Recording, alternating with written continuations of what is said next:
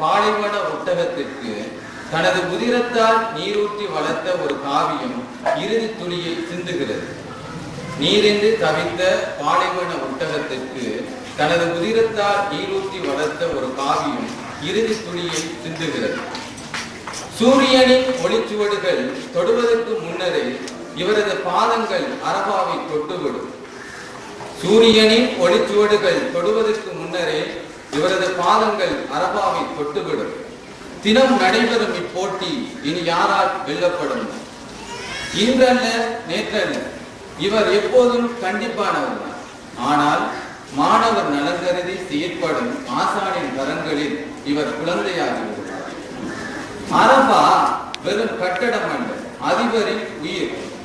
வாழ்நாளின் அதிக பொழுதுகளை இங்கேயே சுவாசித்ததனால் இங்கு வீசும் சென்றலில் கூட இவரது பெயர் மணக்கும்.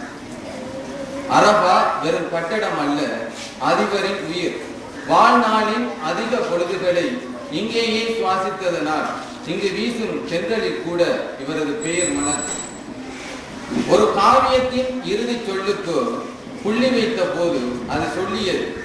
ஒரு காவியத்தின் இறுதி சொல்லுக்கு புள்ளி வைத்த போது அது சொல்லியது, இது முற்றுப்புள்ளி அல்ல. இங்கு அடங்கப்பட்டிருக்கும் எழுத்துக்கள் எல்லாம் என் இதய சுவர்களில் கற்கள். இது முற்றுப்புள்ளி அல்ல. இங்கு அடங்கப்பட்டிருக்கும் எழுத்துக்கள் எல்லாம் என் இதய சுவர்களில் கற்கள். இதை உடைக்கின்ற போது அதன் சத்தங்களில் என் உயிர் ஒலிக்கும். இதை உடைக்கின்ற போது அதன் சத்தங்களில் என் உயிர் ஒலிக்கும். அது மறுமையிலும் கேட்கும். அப்போது மீசான் தட்டின் படிக்கல்லாகுவேன். அப்போது மீசான் தட்டின் படிக்கல்லாகுவேன். பட்டோலையின் வலது புறத்தில் வந்து கையேந்துவேன். பட்டோலையின் வலது புறத்தில் வந்து கையேந்துவேன். ஒரு உஹது மலையின் நன்மையாய் அப்துல் சலாமில் கலந்திருப்பேன். ஒரு உஹது மலையின் நன்மையாய் அப்துல் சலாமில் கலந்திருப்பேன். நன்றி.